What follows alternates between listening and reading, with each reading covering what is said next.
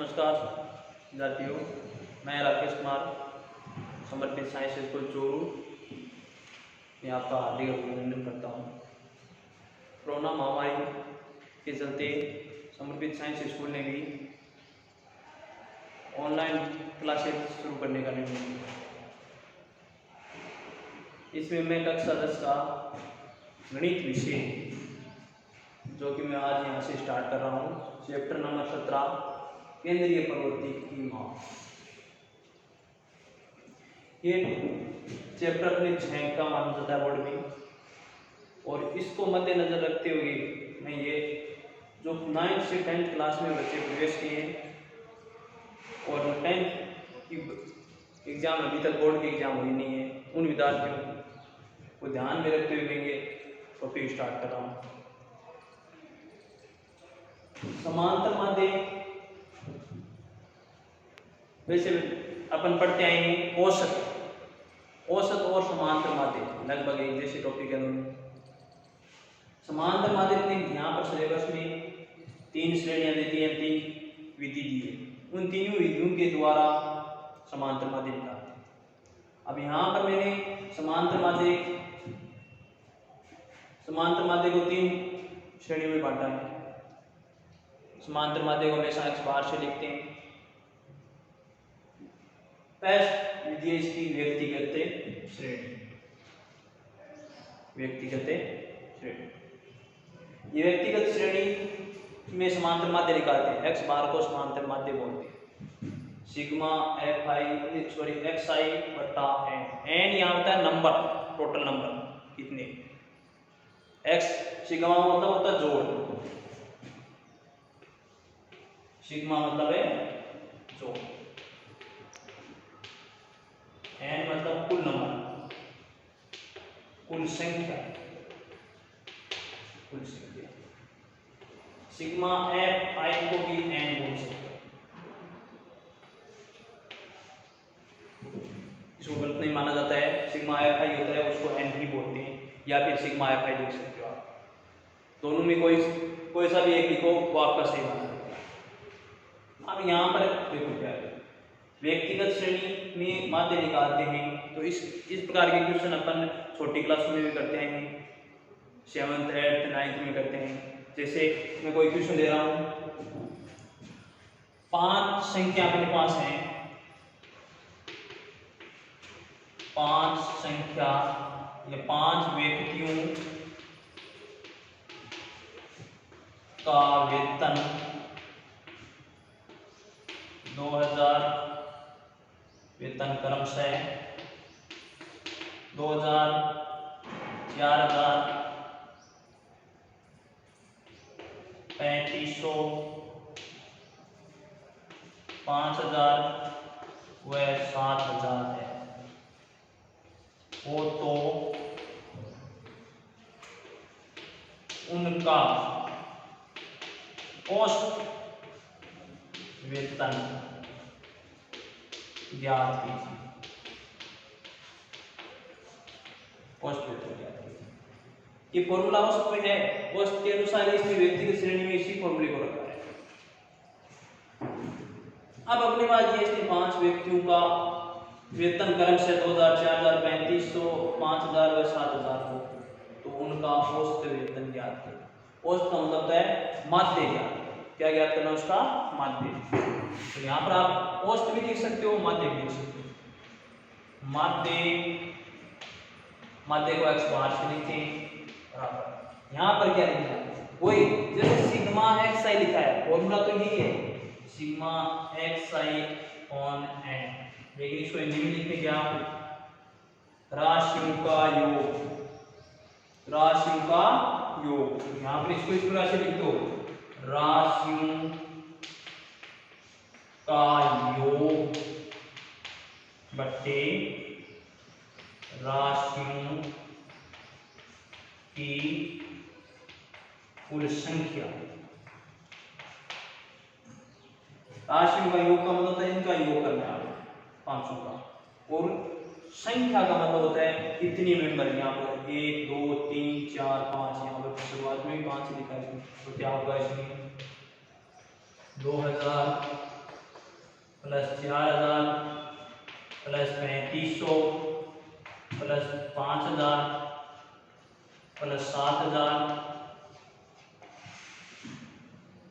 बटा 5, 6 9 14 21 21 से 500 कितने हो गए? 21 से 500 21,500 बटा 5। अब यहाँ पे इसका औसत जो भी मान आता है वो निकाल के यहाँ पर लिख सकते हो कितना इसका माध्य आएगा। जोड़ लेना आराम से। 6 3 9 9 14 21 500 21 500 4 बार भाग दिया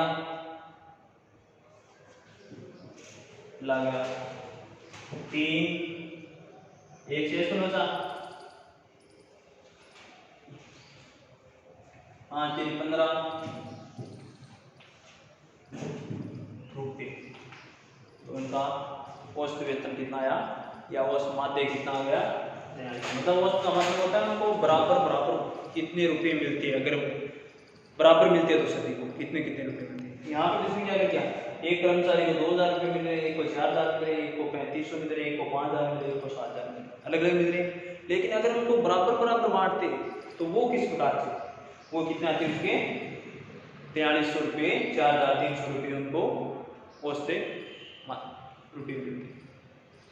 नेक्स्ट अपने पास इसी में देखो अवर्गीकृत, ये भी माध्य ही है, उसको भी माध्य ही बोलते हैं। ये होता है सिग्मा एफ आई एक्स आई बटा सिग्मा एफ आई। तीसरा अपने पास है कल्पित माध्य। अब कल्पित माध्य को दो भागों में डिवाइड कर दिया जाए। अब इसमें एक नाम पहले अभी तो बुक में बोर्ड की बुक में बहुत कम है इस विधि से क्वेश्चन, इससे बहुत ज़्यादा क्वेश्चन है। लेकिन ये भी विधि पहले थी वो पद विचलन विधि से एक दो क्वेश्चन अभी भी है। वो कल्पित माध्य के साथ में जोड़ा जाता है इसको। मतलब ये विधि है, ये भी कल्पित विधि है और ये भी कल्पित विधि है। तो कल्पित माध्य विधि के माध्य बराबर एक्स बार को क्या लिखते हैं? माध्य बराबर A plus sigma F I D I. Sigma F I ये सिग्मा मतलब जोड़ और यहाँ पर sigma F I sigma F I. Sigma F I को आप क्या लिख सकते हो? एन।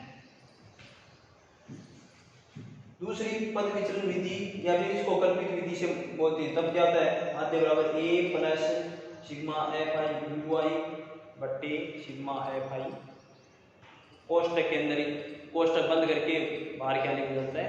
एच। यहाँ पर देखो ए है कल्पित मान, ये क्या है? कल्पित मान।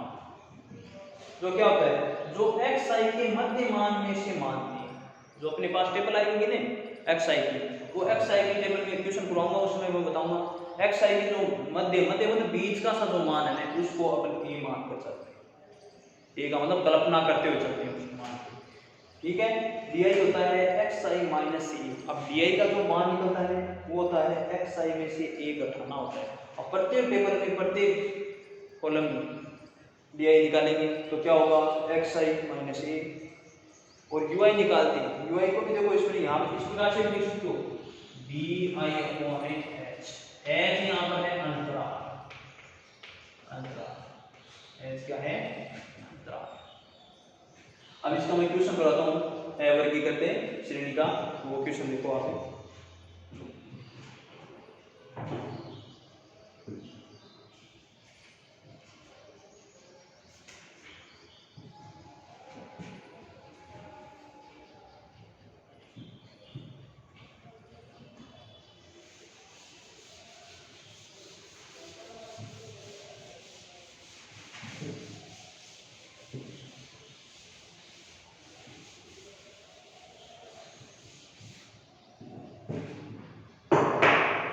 जैसे मैं एक क्वेश्चन लिखता हूं, निम्न बारंबार का बंटन का मध्य ज्ञात कीजिए। निम्न बारंबार का बंटन का मध्य ज्ञात कीजिए। आज इसमें यहाँ पर अपने पास टेबल आएगा इस प्रकार से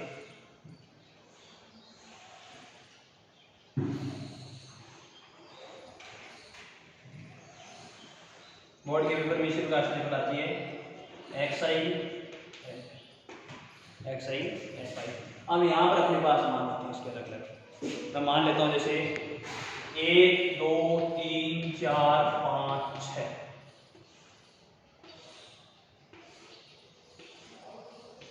ये अपने पास से xi के 6 मान आ गए। अब यहाँ पर इनकी बारंबारता लिखते हैं। बारंबारता भी देखो इनकी अलग अलग होती है, जो भी बुक में दी हुई वही बारंबारता लिखो। आप अपनी तरफ से कोई क्वेश्चन उठाकर देखो, उसकी बारंबारता आप अपने हिसाब से डिनोट कर लो। जैसे 2 5 3 4 2 1, ये अपने पास क्या आ गई इनकी बारंबारता। अब यहाँ पर क्या है, निम्न बारंबारता मल्टन का माध्य ज्ञात करना। और माध्य ज्ञात करना वो तो क्या था, व्यक्तिगत श्रेणी मतलब व्यक्तियों का औसत निकालना था, या फिर वेतन पूछ लिया उसने, या फिर लंबाई ऊंचाई पूछ लेते हैं। कई बार कोई बाहर पूछ लेता है, जैसे 5 व्यक्तियों का भार निम्नलिखित है इस प्रकार से है, तो उनका औसत भार ज्ञात कीजिए, तब अपनी गिना लगाती है व्यक्तिगत श्रेणी। अब यहाँ पर इसने दे दिया Fi और Xi। Fi मतलब होता है बारंबारता और Xi होता है वर्ग। अब इसको सोल्व करते हैं। इसको सोल्व करने के लिए देखो, हमेशा मोड के पेपर में सोल्व करते हो तो टेबल इस प्रकार से पेपर में बनी हुई रहती है अपने पास। अब अपने को टेबल बनाने का इसमें खड़ी कीजिए। बहुत ही सरल सवाल है, 6 नंबर के क्वेश्चन आते हैं इस प्रश्नमाला में से। यहां पर लिखोगे आप वापिस x और यहां पर लिखोगे। अब xi की जो मान है 1 2 3 4 5 6, fi 2 5 3 4 2 1। यहां पर देखो इसमें क्या दिया है, fi xi मतलब पहले क्या दे दिया इसने, fi और xi को क्या करोगे आपस में गुणा करना, उसके बाद में सिग्मा की तरफ आना है। यहाँ पर लिखोगे fi गुणा xi, करो इनको गुणा। अब यहाँ देखना ये इस प्रकार से गुणा होंगे आपस में। 1 को गुणा किया 2 से 2, 2 को गुणा किया 5 से 10, 3 को गुणा किया 3 से 9, 4 को गुणा किया 4 से 16, 5 को गुणा किया 2 से कितना आ गया 10, और 6 को गुणा किया 1 से 6। बटे में लिखा है सिग्मा एफ। सिग्मा एफ मतलब एफ आई के जो मान है उनका योग करना। सिग्मा मतलब क्या होता है जोड़।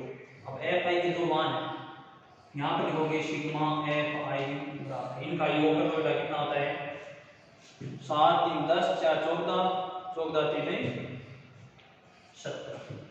फिर यहाँ पर क्या लिखा है सिग्मा एफ आई एक्स, तो सिग्मा यहाँ पर लिखोगे सिग्मा एफ आई एक्स आई। अब इनका भी आपको क्या करना है योग, सिग्मा लगाना पहले, इसका मतलब क्या होता है योग। योग करो 2 10 12 12 और 9 21 21 और 16 37 10 47 47 और 6 53, कितना आया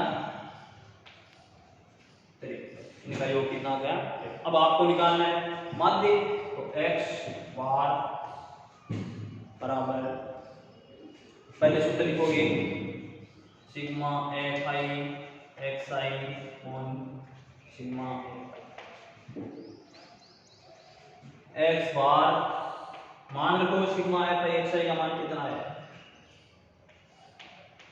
53, सिग्मा एफ आई का मान कितना है 17, एक्स बार कितना आया 17 का भाग देंगे इसमें 53 में, 17 3 51, 3 बार पॉइंट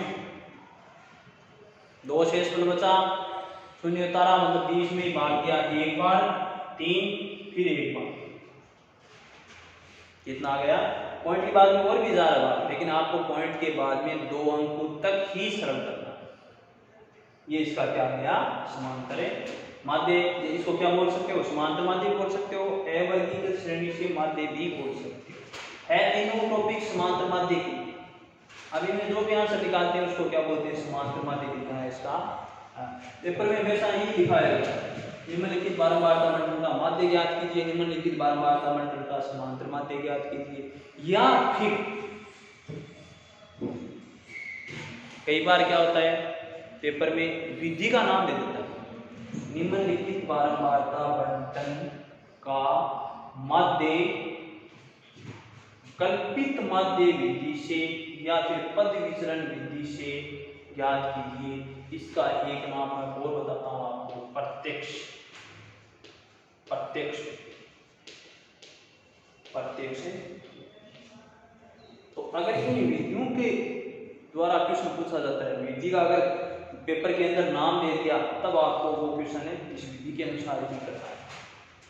अन्यथा आपको जो भी तीनों विधि में बताऊंगा उनमें जो भी आपको ज्यादा आ रही है वो विधि आप पेपर में कर सकते हो, लेकिन कर सकते हो उसकी एक शर्त होती है। क्वेश्चन में ऊपर देखना है आपको, निम्नलिखित बारंबारता बंटन का माध्य ज्ञात कीजिए या फिर निम्नलिखित बारंबारता बंटन का समांतर माध्य ज्ञात कीजिए। क्वेश्चन ये लिखा होना चाहिए। अगर यहाँ पर इसने दे दिया कोई विधि का नाम तब आपको उस विधि के अनुसार ही वो कार्य करना है, ये ध्यान रखना है। विधियों के नाम नंबर अलग अलग होते हैं, इसमें अगर आप समांतर माध्य का क्वेश्चन निकाल कर आपने आंसर सही कर दिया, तीनों विधियों में आंसर समान आएंगे, लेकिन पेपर में दे दिया कल्पित विधि से और आपने कर दिया प्रत्यक्ष विधि से, तो जरूरी नहीं है उसमें आपको नंबर नहीं दे सकता है। जो पूछा है वही जवाब देना है। इसीलिए अपने सिलेबस में तीनों विधियां दी हैं और तीनों विधियों में लगभग हर बार एक समांतर माध्य का क्वेश्चन आता है, विधियों में से पूछता है, चाहे तो प्रत्यक्ष विधि से पूछे, चाहे कल्पित माध्य से पूछे, चाहे पद विचलन विधि से पूछे। अगर इनका नाम नहीं दिया हुआ है तब आपको जो भी तीनों में उचित लगे वो आप अप्लाई कर सकते हो। नेक्स्ट क्वेश्चन,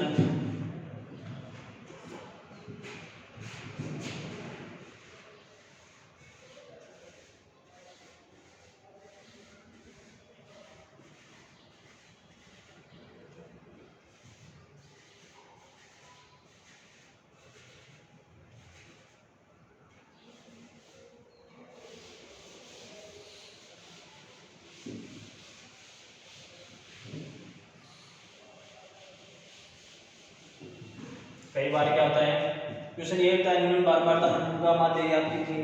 अब इसमें यहाँ पर क्या देते हैं, 0 से 10 वर्ग अंतराल देते हैं इस बार, 10 से 20, 20 से 30, 30 से 40, 40 से 50 और 50 से 60, 1 3 2 4 5 2, ये क्या दे दिया आपने, यहाँ पर 5 दे दिया, वर्ग अंतराल दे दिया, बारंबारता। अब इसको सोल्व करने के लिए वापस आपको क्या बनानी है, खड़ी की टेबल बनानी है। पेपर में हमेशा खड़ी टेबल ही बनानी है।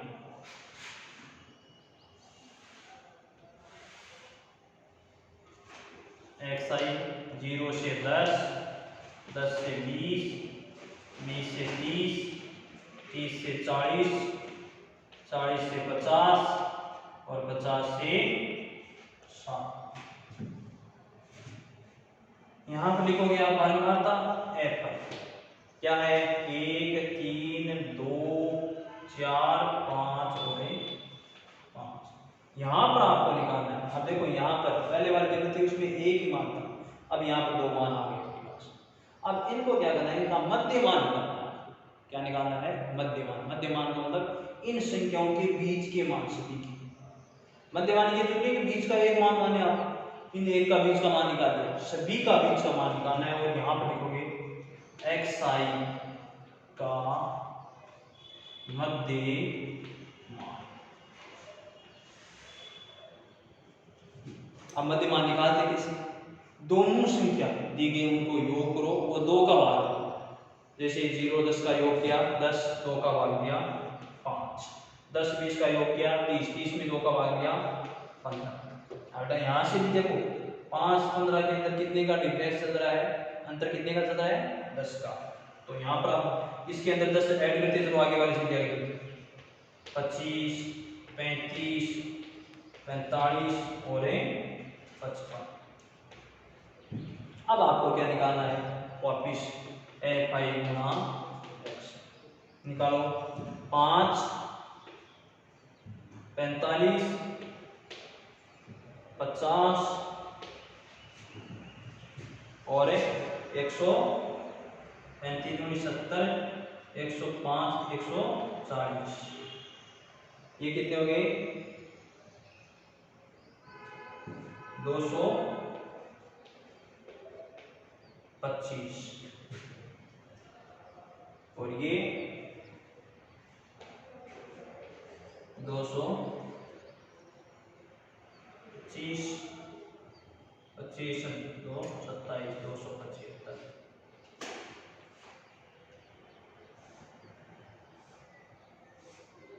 अब देखो यहाँ पर वापिस क्या करना है? fi सिग्मा fi इनका योग किया 10, 16, 19 और 20।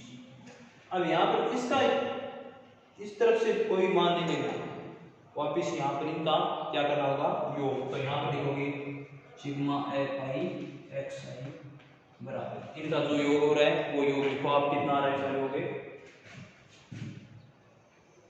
200, 200, 400, 500 कितने हो गए पूरे? 500, 50, 400, 600, 740 कितने इसका योग है? 740। अब निकालो आप समांतर माध्य बराबर वापिस से लिखो सिग्मा fi xi बटा सिग्मा जो मान है वो मान 740 बट्टे 20 कितना है? 74 बट्टे 2 37। एक्स बार का कितना है? समान है 37। तो ये अपना समांतर माध्य का आंसर है। तो इस विधि से कोई भी क्वेश्चन हो, अवर्गीकृत इसमें अवर्गीकृत भी होता है, वर्गीकृत भी आ जाता है। जैसे अवर्गीकृत मतलब से पहले वाले मान थे, अगली बार 1, 2, 3, 4, 5 इस प्रकार से केवल एक ही अंतर था। हालांकि वो अंतर उनमें समान चल रहा था, समान भी हो सकता है, समान भी हो सकता है, उसमें इनमें अंतर समान चल रहा है। तो हमेशा ध्यान रखो प्रत्येक विधि से जो भी समांतर माध्य निकालते हैं उसको इस प्रकार से। नेक्स्ट अपनी जो क्लास कल होगी उसमें आगे सेकंड विधि का अध्ययन करेंगे, कल्पित विधि। क्वेश्चन इसका आंसर जैसे आपने आज यहाँ 37 निकाला, तो कल इसी क्वेश्चन का आंसर आप क्या निकालोगे? ये 37 आना चाहिए, लेकिन वो कल्पित विधि से है, एकदम आसान होगी, थोड़ा सा ध्यान देना है।